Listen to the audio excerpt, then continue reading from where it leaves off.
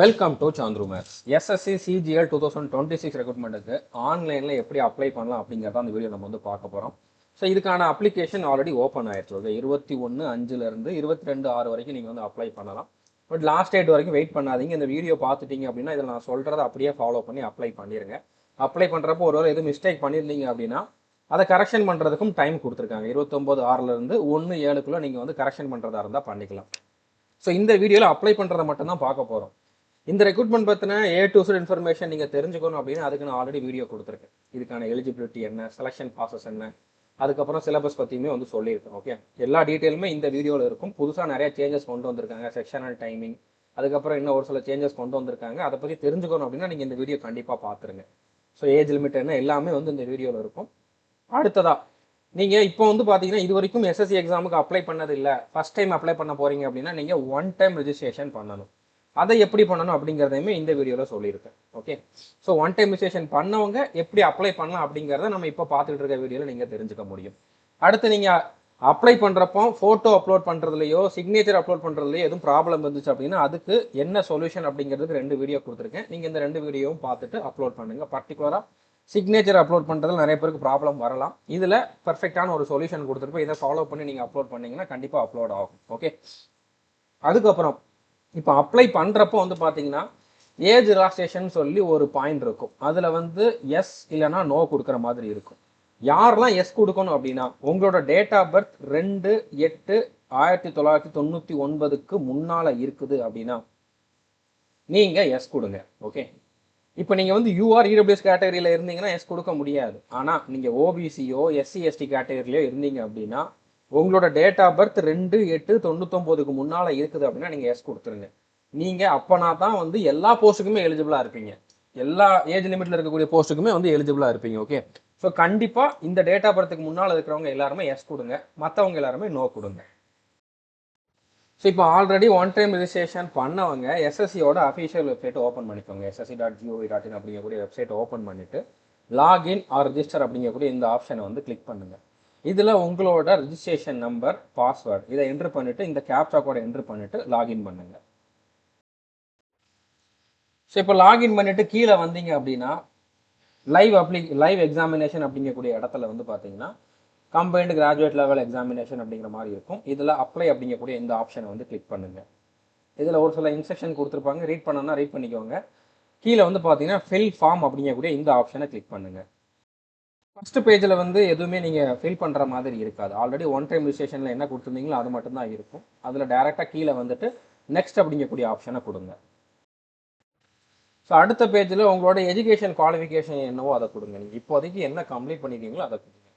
PhD முடிச்சிருந்து அதை கொடுங்க, post graduation முடிச்சிருந்து அதை கொடுங்க, எல்லாம் கிராஜுவேஷன் தான் அதையே கொடுங்க. ஓகே, அடுத்து 20வது பாயிண்ட் வந்து பார்த்தீங்கன்னா இந்த போஸ்ட்டுக்கான எஜுகேஷன் குவாலிஃபிகேஷன். நீங்கள் அப்ளை பண்ணுற இந்த எக்ஸாமுக்கான எஜுகேஷன் குவாலிஃபிகேஷன் வந்து பார்த்தீங்கன்னா டிகிரி முடிச்சிருக்கணும். ஸோ இந்த இடத்துல வந்து கிராஜுவேஷன் அப்படிங்கிறத நீங்கள் கொடுக்கணும். ஓகே, அதுக்கப்புறம் வந்து நீங்கள் இப்போ ஆல்ரெடி முன்னாலே பாஸ் பண்ணிட்டீங்க அப்படின்னா பாஸ்ட் அப்படிங்கிறத கொடுங்க. இல்லை இப்போ தான் ஃபைனல் இயர் எழுதியிருக்கேன், ரிசல்ட்டுக்காக வெயிட் பண்ணிக்கிட்டு இருக்கேன் அப்படிங்கிறவங்க வந்து பார்த்தீங்கன்னா அப்பியரிங் கொடுங்க. ஓகே, இப்போ பாஸ்ட் அப்படிங்கிறத நான் கொடுப்பேன். அடுத்து எந்த இயரில் பாஸ் பண்ணீங்க அப்படிங்கிறத நீங்கள் சூஸ் பண்ணணும். ஓகே, டிகிரி எந்த இயரில் கம்ப்ளீட் பண்ணீங்களோ அந்த இயரை வந்து நீங்கள் சூஸ் பண்ணணும். ஓகே, அதுக்கப்புறம் எந்த ஸ்டேட் அப்படிங்கிறத வந்து கொடுக்கணும். எந்த ஸ்டேட்டில் நீங்கள் படிச்சீங்க அப்படிங்கிறத கொடுக்கணும். தமிழ்நாடு அப்படிங்கிறத சூஸ் பண்ணிக்கோங்க. அடுத்து என்ன யூனிவர்சிட்டி அப்படிங்கிறத கொடுக்கணும். ஓகே, அடுத்து ரோல் நம்பர். உங்களோட கிராஜுவேஷனில் நீங்கள் டிகிரியில் என்ன ரோல் நம்பர் இருந்துச்சோ உங்களுக்கு உங்களோட மார்க் ஷீட்டில் இருக்கும், இல்லைன்னா உங்களோட டிகிரி சர்டிஃபிகேட்டில் இருக்கும், அந்த ரோல் நம்பரை கொடுங்க. ஓகே, ரோல் நம்பர் இல்லை ரெஜிஸ்ட்ரேஷன் நம்பர் தான் இருக்குதுன்னு அதை கொடுங்க. ஓகே, அடுத்து பர்சன்டேஜ் எவ்வளோ, பர்சன்டேஜ் இருந்தால் பர்சன்டேஜ் கொடுங்க, இல்லை சிஜிபிஏ அப்படின்னா சிஜிபிஏ கொடுங்க. ரெண்டில் ஏதாச்சும் ஒன்று கொடுத்தா போதுமானு. உங்களுக்கு சிஜிபிஏ தான் இருக்குது அப்படின்னா சிஜிபிஏ என்னவோ அதை கொடுங்க. இல்லை பர்சன்டேஜ் இருக்குன்னா பர்சன்டேஜை கொடுத்துட்டு சேவ் அண்ட் நெக்ஸ்ட் அப்படிங்கிறத வந்து கிளிக் பண்ணுங்கள். மேனாக இருந்தீங்க அப்படின்னா இப்போ இதில் ஒரு சிலர் இப்போ அந்த கான்ஸ்டபிள் ஜிடியில் ஒர்க் பண்ணிக்கிட்டு இருப்பீங்க. அவங்கெல்லாம் எக்ஸர்வீஸ்மேன் அந்த இதுக்கெலாம் வரமாட்டீங்க. ஓகே, ஆர்மி, நேவி, ஏர்ஃபோர்ஸில் ஒர்க் பண்ணிவிட்டு ரிட்டையர் ஆனவங்க தான் வந்து எக்ஸர்வீஸ்மேன்ங்கிறவங்க அந்த கேட்டகரிக்குள்ளே வருவாங்க. அப்படி இருந்தீங்கன்னா நீங்கள் எஸ் கொடுத்துட்டு அதுக்கான டீட்டெயில் கொடுக்கணும், இல்லைனா நோ கொடுத்துருங்க. அடுத்து ஏஜ் ரிலாக்ஸேஷன் நான் உங்களுக்கு ஸ்டார்டிங்லேயே சொன்னதான் யாரெல்லாம் எஸ் கொடுக்கணும் யாரெல்லாம் நோ கொடுக்கணும் அப்படிங்கிறத சொல்லியிருந்தேன். நீங்கள் எஸ் கொடுக்கறதா இருந்தால் எஸ் கொடுத்தீங்க அப்படின்னா கீழே வந்து பார்த்தீங்கன்னா அந்த ஏஜ் ரிலாக்ஸேஷன் கோடு கேட்பாங்க. ஓகே, நீங்கள் வந்து இப்போ ஓபிசி கேண்டிடேட் இல்லைனா சென்ட்ரல் கவர்மெண்ட் எம்ப்ளாயி இதில் ஏதாச்சும் ஒன்று வந்து கொடுக்கணும். ஓகே, ஸோ கண்டிப்பாக ஓபிசி கேண்டிடேட் ஓபிசின்னு கொடுங்க, SC ST candidate SC ST அப்படிங்கிறத கொடுங்க. ஏன்னா சென்ட்ரல் கவர்மெண்ட் எம்ப்ளாயிஸ் இருக்க மாட்டீங்க. ஸோ உங்களோட கேட்டகரி என்னவோ அதையே நீங்கள் வந்து இங்கே சூஸ் பண்ணுங்க. ஓகே, அதுக்கப்புறம் இந்த பாயிண்ட்டுக்கு எல்லாருமே எஸ் கொடுத்துருங்க. ஒருவேளை நல்ல மார்க் எடுத்துகிட்டு நீங்கள் வந்து இதில் செலெக்ஷன் ஆகலை அப்படின்னா அந்த மார்க்கை வச்சுட்டு உங்களுக்கு வேறு டிபார்ட்மெண்ட்டில், வேறு ஏதாச்சும் சென்ட்ரல் கவர்மெண்ட் டிபார்ட்மெண்ட்டில், பப்ளிக் செக்டர் அண்டர்டேக்கிங்கில் நீங்கள் ஜாயின் பண்ணுறதுக்கு வாய்ப்பு இருக்குது, உங்களை செலெக்ஷன் பண்ணுறதுக்கு வாய்ப்பு இருக்குது. அதுக்கு நீங்கள் எஸ் கொடுக்கணும். ஸோ எஸ் கொடுத்துருங்க எல்லாருமே. அடுத்து சேவ் அண்ட் நெக்ஸ்ட் அப்படிங்கிறத கொடுங்க. அடுத்து எக்ஸாம் சென்டர் நீங்கள் சூஸ் பண்ணுற மாதிரி இருக்கும். ஸோ இப்போ நீங்கள் எஸ்ஆர்னு டைப் பண்ணிங்க அப்படின்னா சதர்ன் ரீஜனில் இருக்கக்கூடிய சென்டர் எல்லாமே வரும். ஓகே, அதில் உங்கள் ஊர் பக்கத்தில் எந்த சென்டர் இருக்குதோ அதை நீங்கள் வந்து சூஸ் பண்ணுங்கள். ஓகே, நான் சும்மானாலும் கொடுக்குறேன், அதனால் இதில் இந்த மாதிரி தான் கொடுக்கணும்ட்டு இல்லை. உங்களுக்கு எங்கே எக்ஸாம் எழுதுறதுக்கு விருப்பம் இருக்குதோ அந்த சென்டரை வந்து நீங்கள் கொடுங்க. மேக்ஸிமம் நீங்கள் கொடுக்குற ஃபர்ஸ்ட் ப்ரிஃபரன்ஸ்லேயே உங்களுக்கு கொடுத்துருவாங்க. அதில் தவிர்க்க முடியாத பட்சத்தில் தான் வந்து பார்த்தீங்கன்னா செகண்ட் ப்ரிஃபரன்ஸ், தேர்ட் ப்ரிஃபரன்ஸில் வந்து கொடுப்பாங்க. ஓகே, அடுத்து medium of computer based exam. இதில் கவனமாக சூஸ் பண்ணுங்கள், இங்கிலீஷ் சூஸ் பண்ணிடுங்க, தமிழ்லாம் கிடையாது. நீங்கள் வந்து தமிழ்நாட்டை சேர்ந்த ஆஸ்பிரண்ட் அப்படின்னா உங்களுக்கு ஹிந்தி தெரிஞ்சிருக்கிறதுக்கு வாய்ப்பு இல்லை. ஸோ இங்கிலீஷ் சூஸ் பண்ணுங்கள். ஓகே, அடுத்து மறுபடியும் இங்கிலீஷ் அப்படிங்கிறத கன்ஃபார்ம் பண்ணிடுங்க. இதெல்லாம் பிடபிள்யூ கேண்டிடேட்டுக்கு வந்து இந்த ஆப்ஷன் எனேபிள் ஆகிருக்கும். மாற்றுத்திறனாளிகளுக்கு அவங்க எஸ் கொடுத்துட்டு அதுக்கான டீட்டெயில்ஸ் வந்து ஃபில் பண்ணுற மாதிரி இருக்கும். ஓகே, நீங்கள் பிடபிள்யூ கேண்டிடேட்டாக இல்லாட்டியுமே உங்களுக்கு எக்ஸாம் எழுதுறதுல லிமிட்டேஷன் இருக்குது, உங்களுக்கு ஸ்கிரைப் தேவை அப்படின்னா நீங்கள் இங்கே எஸ் கொடுக்கலாம். ஓகே, அதுக்கப்புறம் அதுக்கான சர்டிஃபிகேட்லாம் கேட்பாங்க, என்ன ப்ராப்ளம் அப்படிங்கிறதுக்கெல்லாம் நீங்கள் டாக்டர் சர்டிஃபிகேட் கொடுக்கணும். இல்லை அந்த மாதிரிலாம் எனக்கு எதுவும் பிரச்சனை இல்லை அப்படின்னா நோ கொடுத்துருங்க.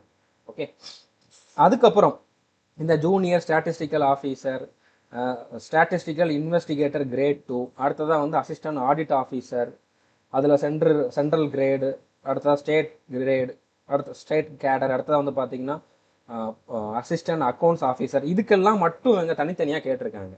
இதுக்கு நீங்கள் வந்து அப்ளை பண்ணுறீங்களான்ட்டு. மற்ற எல்லா போஸ்ட்டுக்குமே வந்து ஒரே குவாலிஃபிகேஷன் தான். நீங்கள் இந்த இதெல்லாம் கொடுத்தாலும் கொடுக்கலாட்டியும் மற்ற போஸ்ட்டுக்கெல்லாம் நீங்கள் அப்ளை பண்ணிடுவீங்க. இதுக்கெல்லாம் அடிஷ்னலாக அப்ளை பண்ணுறதா இருந்தால் நீங்கள் ஃபஸ்ட்டு அதுக்கான குவாலிஃபிகேஷன் என்ன அப்படிங்கிறத வெரிஃபை பண்ணிக்கோங்க. ஓகே, இப்போ ஃபார் எக்ஸாம்பிள் இப்போ அசிஸ்டன்ட் ஆடிட் ஆஃபீஸர், இதுக்கு வந்து டிகிரி முடித்தவங்க எல்லாருமே அப்ளை பண்ணலாம் சென்ட்ரல் கேடருக்கு. ஓகே, வேறு எக்ஸ்ட்ரா குவாலிஃபிகேஷன்லாம் இதுக்கு எதுவுமே தேவையில்லை. அதுக்கப்புறம் வந்து பார்த்தீங்கன்னா அசிஸ்டன்ட் ஆடிட் ஆஃபீஸர் ஸ்டேட் கேடர், இதுக்கு வந்து பார்த்தீங்கன்னா டிகிரி முடிச்சிருந்தா போதும். ஆனால் அதுக்கப்புறம் ரீஜனல் லாங்குவேஜஸில் வந்து உங்களுக்கு ப்ரொஃபிஷியன்சி இருக்கணும். இப்போ தமிழ் தெரியும் அப்படின்னா நீங்கள் இதுக்கும் சேர்த்து அப்ளை பண்ணலாம். ஓகே, அதுக்கப்புறம் வந்து பார்த்தீங்கன்னா அசிஸ்டன்ட் அக்கௌண்ட்ஸ் ஆஃபீஸர் ஸ்டேட் கேடர், இதுக்குமே டிகிரி முடிச்சிருந்தா போதும், இதுக்கு எல்லாருமே அப்ளை பண்ணலாம். ஓகே, அதுக்கப்புறம் இந்த ஜூனியர் ஸ்டாட்டிஸ்டிக்கல் ஆஃபீஸர், இதுக்கு வந்து பார்த்தீங்கன்னா நீங்கள் 12th மேத்ஸ் சப்ஜெக்ட் படிச்சிருக்கணும், அதில் 60% மேலே மார்க் எடுத்திருக்கணும். அப்படி இல்லைனா டிகிரியில் ஸ்டாட்டிஸ்டிக்ஸ் அப்படிங்கக்கூடிய சப்ஜெக்ட் படிச்சிருக்கணும். அடுத்து ஸ்டாட்டிஸ்டிக்கல் இன்வெஸ்டிகேட்டர் கிரேட் 2, இந்த போஸ்ட்டுக்கு வந்து பார்த்தீங்கன்னா இந்த மாதிரி டிகிரி முடித்தவங்க தான் எலிஜிபிள். ஸ்டாட்டிஸ்டிக்ஸ், மேத்தமெட்டிக்ஸ் அந்த மாதிரி வந்து இதில் கொடுத்துருக்காங்கல்ல, இதில் கொடுத்துருக்கக்கூடிய இந்த டிகிரியில் ஏதாச்சும் ஒன்று முடிச்சிருந்தா மட்டும்தான் அப்ளை பண்ண முடியும். ஸோ இதனால தான் இந்த போஸ்ட்டுக்கு மட்டும் தனித்தனியாக கேட்குறாங்க. ஓகே, ஸோ இப்போ நீங்கள் வந்து ஃபஸ்ட்டு பார்த்தீங்கன்னா 27.1 இந்த பாயிண்டில் வந்து பார்த்தீங்கன்னா நீங்கள் ஜூனியர் ஸ்டாட்டிஸ்டிக்கல் ஆஃபீஸருக்கு அப்ளை பண்ணுறீங்களா அப்படின்னு கேட்டிருக்காங்க. உங்களுக்கு அதுக்கான குவாலிஃபிகேஷன் இருந்தால் எஸ் கொடுங்க. எஸ் கொடுத்தீங்கன்னா அடுத்து வந்து அதுக்கான குவாலிஃபிகேஷன் இருக்கான்னு கேட்டிருப்பாங்க, அதுக்கும் நீங்கள் எஸ் கொடுக்கணும். இல்லை நான் இதுக்கு கொடுக்கலான்னு நீங்கள் நோ கொடுத்தாலே போதுமானது. அதே மாதிரி தான் அடுத்தடுத்த போஸ்ட்டு ஸ்டாட்டிஸ்டிக்கல் இன்வெஸ்டிகேட்டருக்கு, இதுக்கும் நான் அப்ளை பண்ணலன்னா நோ கொடுத்துருங்க. ஓகே, அதுக்கப்புறம் இங்கே ஒரு புது பாயிண்ட் கேட்டிருக்காங்க, நீங்கள் வந்து 10th என்ன லாங்குவேஜ் படிச்சிருந்தீங்க அப்படிங்கிறத கேட்டிருக்காங்க. ஓகே, நீங்கள் வந்து என்னென்ன லாங்குவேஜ் படிச்சிங்க அப்படின்ட்டு, இப்போ இங்கிலீஷ் படிச்சிருப்பீங்க. ஓகே, அதுக்கப்புறம் வந்து பார்த்தீங்கன்னா தமிழும் இருக்கும், தமிழ், இது ரெண்டையுமே நீங்கள் வந்து கொடுத்துருங்க, எல்லாருமே இந்த மாதிரி கொடுத்துருங்க.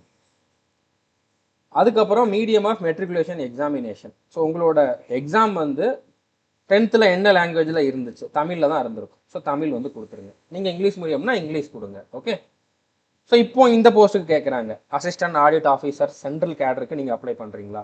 பண்ணுறதா இருந்தால் எஸ் கொடுத்துட்டு அடுத்து எஸ் கொடுக்கணும், இல்லைன்னா நோ கொடுங்க. அடுத்து அசிஸ்டன்ட் ஆடிட் ஆஃபீஸருக்கு நான் இதுக்கு எஸ் கொடுக்குறேன். ஓகே, எஸ் கொடுத்துட்டு எஸ் கொடுக்குறேன், ஏன்னா ஏதாச்சும் டிகிரி முடிச்சிருந்தா போதும். இதுக்கும் நான் எஸ் கொடுக்குறேன், இதுக்கும் எஸ் கொடுக்குறேன். அடுத்து அசிஸ்டன்ட் அக்கௌண்ட்ஸ் ஆஃபீஸர் ஸ்டேட் கேடருக்கு எஸ் கொடுக்குறேன், மறுபடியும் எஸ் கொடுக்குறேன். ஓகே, நீங்கள் கொடுக்குறனால ஒன்றும் ப்ராப்ளம்லாம் வரப்போகிறது கிடையாது. அடுத்து சேவ் அண்ட் நெக்ஸ்ட் அப்படிங்கக்கூடிய ஆப்ஷனை கிளிக் பண்ணுங்கள். அடுத்த பேஜில் வந்து பார்த்தீங்கன்னா இந்த மாதிரி வந்திருக்கும், ஃபேஸ் ஆத்தென்டிகேஷன் ஸ்டேட்டஸ் பெண்டிங் அப்படிங்கிற மாதிரி வந்திருக்கும். இப்போ நீங்கள் என்ன பண்ணணும் அப்படின்னா மை எஸ்எஸ்சி அப்படிங்கக்கூடிய ஒரு ஆப்பை வந்து ப்ளே ஸ்டோரில் போயிட்டு இன்ஸ்டால் பண்ணணும். ஓகே, நீங்கள் ப்ளே ஸ்டோரில் போய் மை எஸ்எஸ்சின்னு சர்ச் பண்ணிங்கன்னா ஒரு ஆப் வரும், அதை வந்து இன்ஸ்டால் பண்ணிக்கோங்க. இன்ஸ்டால் பண்ணிவிட்டு ஓப்பன் பண்ணிங்க அப்படின்னா மேலே லாகின் பண்ணுற ஆப்ஷன் இருக்கும். லாகின் அப்படிங்கிறத கிளிக் பண்ணிவிட்டு உங்களோட எஸ்எஸ்சியில் ரிஜிஸ்ட்ரேஷன் பண்ண அந்த ரிஜிஸ்ட்ரேஷன் நம்பர் பாஸ்வேர்டை கொடுத்துட்டு இந்த கேப்சா கோடை என்ட்ரு பண்ணிவிட்டு லாகின் பண்ணுங்கள். லாகின் பண்ணிவிட்டு டேஷ்போர்டுங்கிற ஆப்ஷனை ஓப்பன் பண்ணுங்கள். அதில் மை அப்ளிகேஷன் அப்படிங்கக்கூடிய ஆப்ஷனை ஓப்பன் பண்ணுங்கள். ஸோ இந்த இடத்துல நீங்கள் இப்போ அப்ளை பண்ணிட்டு இருக்கக்கூடிய அந்த எஸ்எஸ்சி சிஜிஎல் 2026 அப்ளிகேஷன் வரும். அதில் கண்டினியூ கொடுங்க. அடுத்து சேவ் அண்ட் நெக்ஸ்ட் கொடுங்க. மறுபடியும் சேவ் அண்ட் நெக்ஸ்ட் கொடுங்க. சேவ் அண்ட் நெக்ஸ்ட் கொடுத்துக்கிட்டே வாங்க. இந்த பாயிண்ட் வரைக்கும் வரும். ஓகே, ஆதார் ஆத்தென்டிகேஷன் அப்படிங்கக்கூடிய இந்த பாயிண்ட் வரைக்கும் வரும். இதில் இந்த பாக்ஸை கிளிக் பண்ணிவிட்டு செலக்ட் பண்ணிவிட்டு ஆதார் ஃபேஸ் ஆத்தென்டிகேஷன் அப்படிங்கிறத செலக்ட் பண்ணிங்க அப்படின்னாலே மறுபடியும் இன்னொரு ஆப் வந்து இன்ஸ்டால் ஆகும். ஆதார் ஃபேஸ் ஆர்டி அப்படிங்கக்கூடிய இந்த ஆப்பை வந்து நீங்கள் இன்ஸ்டால் பண்ணணும். இன்ஸ்டால் பண்ணீங்க அப்படின்னா அது வந்து உங்களோட மொபைலில் வெளியில் காட்டாது, ஆனால் உள்ளே இருக்கும். ஓகே, இன்ஸ்டால் பண்ணிவிட்டு மறுபடியும் மை எஸ்எஸ்சி ஆப்பில் வந்து பார்த்தீங்கன்னா ஆதார் ஃபேஸ் ஆத்தென்டிகேஷன் அப்படிங்கிறத கொடுங்க. கொடுத்தீங்கன்னா இந்த ஆதார் ஃபேஸ் ஆர்டி ஆப் வந்து ஓப்பன் ஆகும். இந்த ஆப்பில் வந்து பார்த்தீங்கன்னா வைல் யூஸிங் த ஆப் அப்படிங்கக்கூடிய இந்த ஆப்ஷனை செலக்ட் பண்ணிங்கன்னா கொஞ்சம் நேரம் இது வந்து லோட் ஆகும். லோட் ஆனதுக்கப்புறம் இந்த மாதிரி வரும். இதில் இந்த பாக்ஸை செலக்ட் பண்ணிவிட்டு ப்ரொசீட் கொடுங்க. ப்ரொசீட் கொடுத்தீங்கன்னா க்ரீன் கலரில் இந்த மாதிரி வரும். உங்களோட ஃபேஸை சென்டராக வச்ச உடனே க்ரீன் கலரில் வந்துட்டு ப்ளீஸ் பிளிங்க் டு கேப்சர் அப்படிங்கிற மாதிரி வரும். ஸோ உங்களோட கண்ணை நீங்கள் பிளிங்க் பண்ணீங்க அப்படின்னா ஆட்டோமேட்டிக்காக உங்களோட ஃபோட்டோ அதில் கேப்சர் ஆகும். ஸோ அதுக்கப்புறம் வந்து பார்த்தீங்கன்னா இது வந்து ஓகே ஆயிரும். அடுத்து சேவ் அண்ட் நெக்ஸ்ட் நீங்கள் கொடுக்கணும். ஓகே, சேவ் அண்ட் நெக்ஸ்ட் கொடுத்தீங்க அப்படின்னா ஃபேஸ் ஐடி வெரிஃபிகேஷன் சக்ஸஸ் அப்படின்னு வரும். இதில் ஓகே கொடுங்க. இப்போ ஓகே கொடுத்ததுக்கப்புறம் நீங்கள் அடுத்த ப்ராசஸை இந்த மொபைல் ஆப்லேயே கண்டினியூ பண்ணனாலும் பண்ணலாம். உங்களோட லைவ் ஃபோட்டோ கேப்சர் பண்ணுறது, அதுக்கப்புறம் வந்து பார்த்தீங்கன்னா சிக்னேச்சர் அப்லோட் பண்ணுறது, இது எல்லாமே வந்து பார்த்தீங்கன்னா நீங்கள் மொபைல் ஆப்லேயே பண்ணனாலும் பண்ணலாம். இல்லை நான் வந்து வெப்சைட்டில் பண்ண போகிறேன் அப்படிங்கிறவங்க என்ன பண்ணுங்கள், மறுபடியும் எஸ்எஸ்சியோட வெப்சைட்டை ஓப்பன் பண்ணிவிட்டு அதில் லாகின் பண்ணிவிட்டு அதில் மை அப்ளிகேஷனில் வந்து அதில் சிஜிஎல் அப்படிங்கிறது இருக்கும். இது வந்து டெல்லி போலீஸோடது, நான் டெமோக்காக கொடுத்துருக்கேன். பட் உங்களுக்கு சிஜிஎல் இருக்கும். சிஜிஎலோடதில் கண்டினியூ கொடுங்க. ஓகே, மறுபடியும் கண்டினியூ கொடுத்துட்டு நீங்கள் இந்த பேஜ் வரைக்கும் வரணும். இதில் ஃபேஸ் ஆத்தென்டிகேஷன் ஸ்டேட்டஸ் கம்ப்ளீட்டட் அப்படிங்கிற மாதிரி வந்துடும். அடுத்ததாக உங்களோட ஃபோட்டோ கேப்சர் பண்ணணும். லைவ் ஃபோட்டோ கேப்சர் பண்ணுறப்போ பேக்ரவுண்ட் வந்து லைட் பேக்ரவுண்டாக இருக்கிற மாதிரி பார்த்துக்கோங்க. அதுக்கப்புறம் நீங்கள் கண்ணாடி போட்டிருக்கிற ஃபோட்டோ அப்லோட் பண்ணாதீங்க. இந்த எக்ஸாமுக்கு கண்ணாடி போட்டிருக்கிறவங்க எலிஜிபிள் தான். பட் நீங்கள் ஃபோட்டோ கேப்சர் பண்ணுறப்போ கண்ணாடி போடாத ஃபோட்டோ வந்து அப்லோட் பண்ணுங்க. ஓகே, அதுக்கப்புறம் வந்து உங்களோட ஃபேஸை மறைக்கிற மாதிரி எதுவும் இருக்கக்கூடாது. கேப் போட்டிருக்கிறது, ஃபுல்லாக போட்டிருக்கிறது, அந்த மாதிரிலாம் எதுவும் போட்டிருக்கக்கூடாது. ஓகே, இயர்ஃபோன் அந்த மாதிரிலாம் நீங்கள் எதுவும் மாட்டிருக்கக்கூடாது. இந்த மாதிரி வந்து உங்களோட லைவ் ஃபோட்டோ வந்து கேப்சர் பண்ணணும். உங்களோட லேப்டாப்லேயோ கம்ப்யூட்டர்லேயோ வெப்கேம் இருந்துச்சுன்னா அதில் பண்ணுங்கள். இல்லை அதெல்லாம் இல்லைன்னா நீங்கள் மொபைல் ஆப்லேயே வந்து ஃபோட்டோ கேப்சர் பண்ணிக்கலாம். ஓகே, அதுக்கப்புறம் உங்களோட சிக்னேச்சர் அப்லோட் பண்ணணும். அது வந்து 10 கேபிலேருந்து 20 கேபிக்குள்ளே இருக்கணும். ஜேபிஇஜி இல்லைனா ஜேபிஇஜி ஃபார்மேட்டில் இருக்கணும். 6 சென்டிமீட்டர் விட்த், 2 சென்டிமீட்டர் ஹைட் இதெல்லாமே கொடுத்துருக்காங்க. நீங்கள் இதெல்லாம் கரெக்டாக வச்சு பண்ணாலும் அப்லோட் ஆகாது நிறைய பேருக்கு. அப்படி அப்லோட் ஆகாதவங்களுக்கு தான் நான் வந்து டிஸ்கிரிப்ஷனில் கொடுத்துருக்கக்கூடிய வீடியோவில் அந்த பிளேலிஸ்ட்டில் வந்து பார்த்தீங்கன்னா இந்த வீடியோ இருக்கும். அதாவது சிக்னேச்சர் அப்லோட் பண்ணுறவங்களுக்கு இந்த வீடியோ கொடுத்துருக்கேன். ஓகே, இந்த வீடியோ பாருங்கள், இதுக்கான சொல்யூஷன் இதில் இருக்கும். அதை பார்த்துட்டு நீங்கள் அப்லோட் பண்ணிவிட்டு சேவ் அண்ட் நெக்ஸ்ட்டு கொடுங்க. ஓகே, அடுத்து இந்த இடத்துல ஐ அக்ரி அப்படிங்கிறத கொடுங்க. இந்த கேப்சா கோட என்ட்ரு பண்ணிவிட்டு சப்மிட் கொடுங்க. ஓகே, சப்மிட் கொடுத்ததுக்கப்புறம் உங்களோட ஃபார்மோட ப்ரிவ்யூ வரும். அதை நீங்கள் வந்து செக் பண்ணிக்குவாங்க. செக் பண்ணிவிட்டு மேக் பேமெண்ட் அப்படிங்கக்கூடிய ஆப்ஷன் இருக்கும். நீங்கள் வந்து ஃபீமேல் எஸ்சி எஸ்டி கேண்டிடேட்டாக இருந்தீங்கன்னா பேமெண்ட் பண்ணுற ஆப்ஷன் வராது. அதோட வந்து உங்களோட அப்ளிகேஷன் வந்து சப்மிட் ஆயிரும். ஆனால் நீங்கள் வந்து எஸ்சி எஸ்டி ஃபீமேல் கேண்டிடேட்டாக இல்லாமல் யூஆர் ஓபிசி இடபிள்யூ சொல்லக்கூடிய மேல் கேண்டிடேட்டாக இருந்தீங்கன்னா 100 ரூபா பே பண்ணுற மாதிரி இருக்கும். அவங்க மேக் பேமெண்ட் அப்படிங்கக்கூடிய ஆப்ஷனை கொடுத்துட்டு பேமெண்ட் பண்ணிங்க அப்படின்னா உங்களோட அப்ளிகேஷன் வந்து சக்ஸஸ்ஃபுல்லாக சப்மிட் ஆயிரும். ஓகே, ஸோ புரிஞ்சிருக்குன்னு நினைக்கிறேன். முடிஞ்ச அளவு இந்த வீடியோவை ஷேர் பண்ணுங்கள். All the best. தேங்க்யூ.